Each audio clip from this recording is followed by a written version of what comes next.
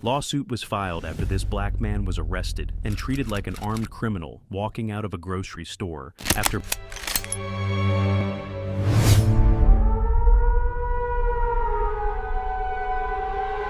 The police are coming to arrest somebody because somebody else said that the person had a gun. They ain't verified shit. Stop. Why do I have to stop? Because we got a call that you have a gun. That I have a gun? Yes. What are you talking about? My little girl could not keep the mask on her face. Did you have a confrontation with anybody or anything? I didn't have no confrontation. Nothing I didn't like that? argue with nobody, nothing. Like I said, we apologize for the situation. I could have got shot down coming out of a...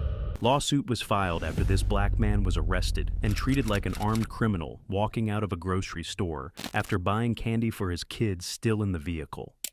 Stop right there. Stop. Why do I have to stop? Because we got a call that you have a gun. That I have a gun? Yes. What are you talking about? Just keep your hands up, sir. That's fine. We're just going to check it out. I'm speaking plain English here, Got okay? Hands behind your back. Just put your palms together. Interlock your fingers. Put your palms together. Okay. My palms are together, sir. Your palms. Like that. There you go. That's exactly what happened in this disturbing encounter captured on camera, where a father named Nepali Israel found himself detained by police, simply because someone made a call claiming he had a gun. Figure it out. Okay. When we get a call, we got to, this is how we have to do it. This is ridiculous. You know I work for the city. Okay, we don't know that, sir. Okay. We're just trying to figure it out, okay? So what they try to tell me, anybody can just call and say, hey, this guy has a gun, and y'all just gonna pull up and don't ask no questions? Man with his children, bro.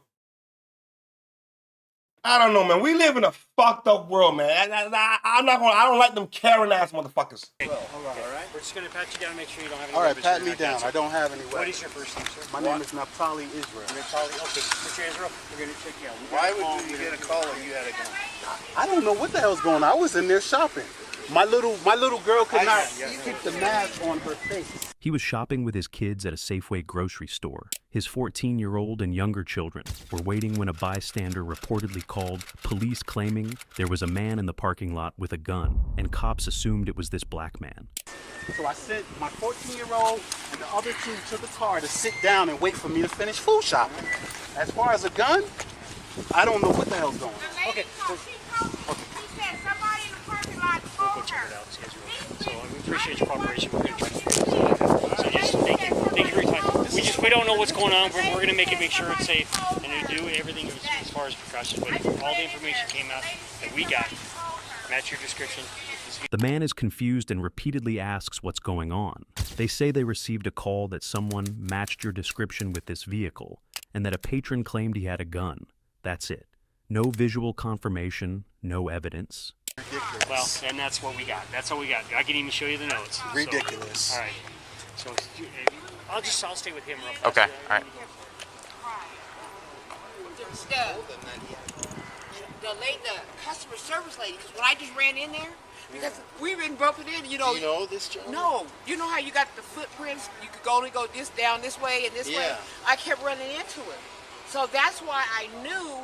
I didn't know. That's why I knew those kids. I didn't know what car he was in. Under Supreme Court precedent, anonymous tips alone usually do not create reasonable suspicion unless the information is verified by police before acting on it. In the 2000 Supreme Court case Florida versus J.L., the court ruled that an anonymous tip claiming a person had a gun was not enough to justify a stop and frisk. Don't they got cameras? And if he had a gun, if he wasn't waving it around, if he didn't put it in somebody's face, in some states you're allowed to have a gun. So why don't we check the goddamn camera? For anything else? Yo, these police is too trigger happy to arrest blacks and Hispanics. They're too happy to do it. Nigga put on sights here. If it was a white person, I don't think they would have. No, it wouldn't have been like that. It would not have been like that. They saw a nigga. If he was ever high, he was Hispanic with tattoos looking like one of them essays. Holy shit, nigga. Oh, goddamn.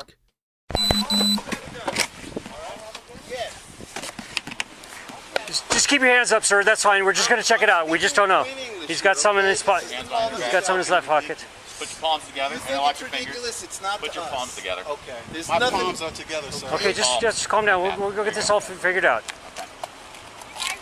When we get a call, if we got it, this is how we have to deal with it. This is fucking ridiculous. Do you know I work for the city? Despite this explanation, officers had already placed him in restraints and conducted a pat-down search. This is legally significant because under Terry versus Ohio, officers cannot under any circumstance perform frisk based on suspicion. Okay, we don't know that, sir. Okay. We're just trying to figure it out. Okay. Well. All right, Okay. all right. We're just going to pat you down and make sure you don't have any All right, weapons or pat anything me like down. that. So, I don't have any weapons. what is your first name, sir? My name is Naphtali Israel. Naphtali. Okay, Mr. Israel, we're going to check you out. We got a call. We don't. I don't know what the hell's going on. I was in there shopping. My little girl could not keep the mask on her face. Oh, yeah. So I sent my 14-year-old and the other two to the car to sit down and wait for me to finish food shopping. Okay. As far as a gun, Yeah. I don't know what the hell's going on. Okay. Okay. What's striking about this encounter is how the officers themselves admit they don't know what's going on. Multiple times they say things like, "We don't know what's going on," and "We just got a call." That admission alone undermines the legal justification for detaining him. We'll go check it out and see Israel. So we appreciate your cooperation. We're going to try to figure this out right now. So just thank you. Thank you for your time. We don't know what's going on. We're going to make sure it's safe and do everything as far as precautions. But all the information came out that we got match your description with this vehicle. This is ridiculous. Well, and that's what we got. That's all we got. I can even show you the notes. Ridiculous. So, all right. So I'll stay with him real fast, and then you go with Sarge. So. Yeah, I've been in the store the whole time. He even tells officers the baby is only 2 days old. This is a father who should be celebrating one of the happiest moments of his life. Instead, he's standing in a parking lot with his hands restrained while police search him because a stranger made an unverified claim. I paid for my kids' candy, and I sent them back to the car, opened the door for them, sat them down in the car, and went back in to finish shopping. Yeah, I don't know. This woman, I heard her talking to a white lady, and the white lady's like, "Yeah, I called the cops because there's kids outside in the car." And I was like, "Hold up, wait a minute. My 14-year-old and my kids are outside in the car. Let me go out there and find out what the hell's going on." Right. You know, I just got. Did you have a confrontation with anybody or anything? I didn't have no confrontation. Nothing I didn't like that? argue with nobody. Nothing. Yeah, there's this one. Under 42 U.S.C. Section 1983, if a court determined that the officers lacked reasonable suspicion to detain and search him, the victim could file a federal civil rights lawsuit for unlawful detention, illegal search, and emotional distress and causing danger to his kids. I was in the store the whole time I was in the store. Okay, all right. I'm going to take these off here. Yeah. I mean, these are What the f is going on? That's what we were just explaining. We just got a call. Our dispatch got a call from Safeway saying that a patron described your car to a T and you that you were in the parking lot with a gun. That's a straight lie. Okay.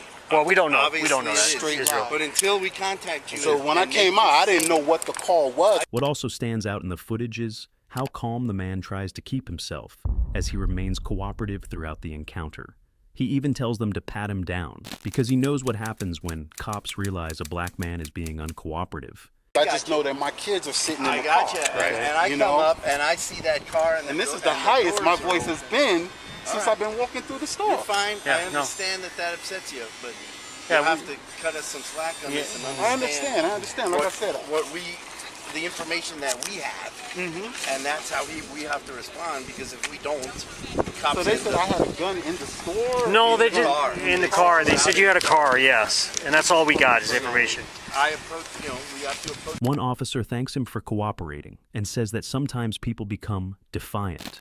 But under U.S. law, citizens are not required to be perfectly calm during police encounters to deserve constitutional protections. Even if someone questions officers or refuses certain requests, that alone does not justify detaining them. No, I've been in the store the whole damn time. No problem. Well, I'm glad. Can I get your spelling on your first name? Naphtali. N-A-P-H-T-A-L-I. L-I, and then your last name? Israel. I-S-R-A-E-L. I-S-R-I-E-L. A-E-L. Oh, A-E-L. Sorry. And your birthday, sir? 9/13/75. Great. Well, like I said, we apologize for the situation, but the thing is, we got to err on the side of caution on everything, especially when it comes down to I understand that. I mean, and if it's you get nothing a call, personal but against I you, don't but even obviously that's understand what would well, we don't either. And Possess that's someone in their mind. Later, for the sake of his kids so this doesn't happen again, Nepali Israel decided to pursue legal action and focused on whether the officers had enough evidence to justify the detention and frisk. That's what To make a call like that, I could have got killed walking out there. Absolutely. We don't want this to ever happen. In situations like this, absolutely. That's why we got to err on the side of caution that, hey, we don't know. I appreciate the cooperation because a lot of people, not to say a lot, in situations people don't comply because they don't know what's going on or whatever reason. I can't put myself in the shoes. Lawsuit of $500,000 filed by Israel claimed he feared for his safety as well as safety of his kids. As visible in the footage, Israel keeps telling cops you cannot do this. I could have been shot coming out of the store, as how quickly the officers moved to physical control without verifying the information first. But let's say you become defiant. Let's say you start not complying to what we do. Not that you're doing anything wrong, because in your mind, you're not doing anything wrong. Do you know I just bought my newborn home today? Congratulations. And this is why I'm out shopping with the kids. I got a brand new baby, 2 days old. It's stabilized, yeah. You know, and I could have got shot down coming out of a... 500,000, you gonna get the money. The cops concurred. The nigga said I could have been killed. Absolutely. Man, come on, man. That's just disgusting, man.